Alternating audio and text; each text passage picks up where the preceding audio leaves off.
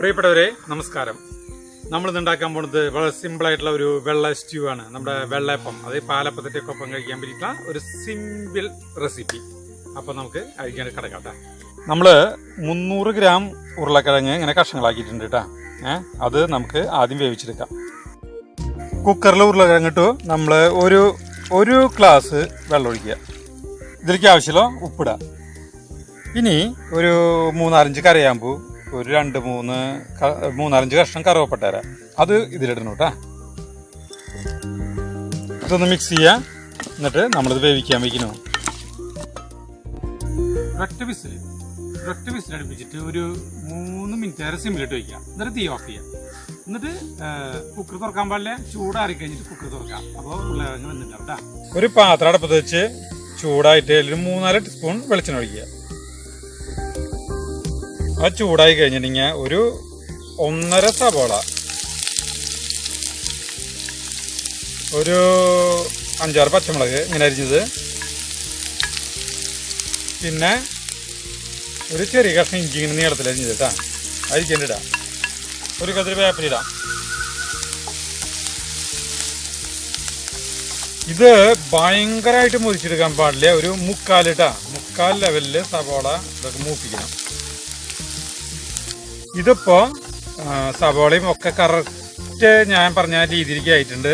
ഇനി 1/2 ടീസ്പൂൺ കുരുമുളക് പൊടി ഇടുന്നത്. ഈ കുരുമുളക് പൊടി നിർബന്ധമുള്ള കാര്യമില്ല. കാരണം വെച്ചിട്ടുണ്ടെങ്കിൽ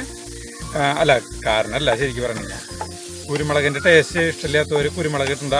ആ പച്ചമുളക് ഇത്തിരി കൂട്ടിയിട്ടാൽ മതിട്ടാ. ഇപ്പൊ നമ്മൾ 5-6 പച്ചമുളകാണ് ഇട്ടുകൊണ്ട് അതിന് പകരം ഒരു 10-12 പച്ചമുളക് ഇട്ടാൽ മതി. ഇനി കുരുമുളകിന്റെ ഇത് മാത്രം വേണ്ടെന്നുള്ളവർക്ക് ആ കുരുമുളക് പൊടി മാത്രം ഇട്ടാൽ മതി, പച്ചമുളക് ഇടണ്ട കേട്ടോ. അതൊക്കെ അവരവരിഷ്ടം. ഇനി ഇതിലേക്ക് നമ്മുടെ ഉരുളക്കിഴങ്ങ് വെന്തു അത് നമ്മളിലേക്ക് ഇടാണ് കേട്ടോ.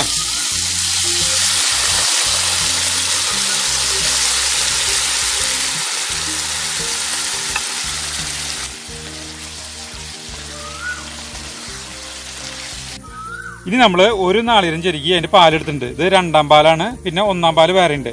ഈ 2ാം പാല് നമ്മൾ അരിക്ക് ഒഴിച്ചു കൊടുക്കണം കേട്ടോ. നമ്മൾ നാളികേരത്തിന്റെ 2ാം പാല് ഒഴിച്ചു കൊടുക്കണം.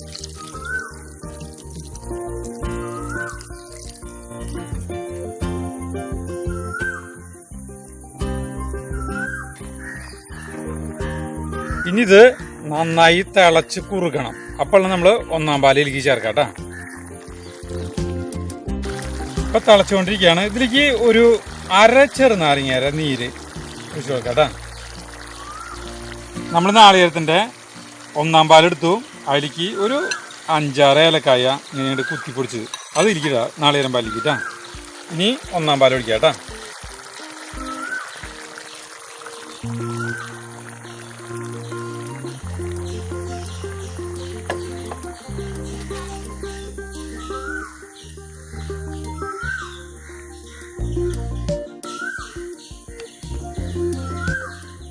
നല്ല കറക്റ്റ് പാകമായി.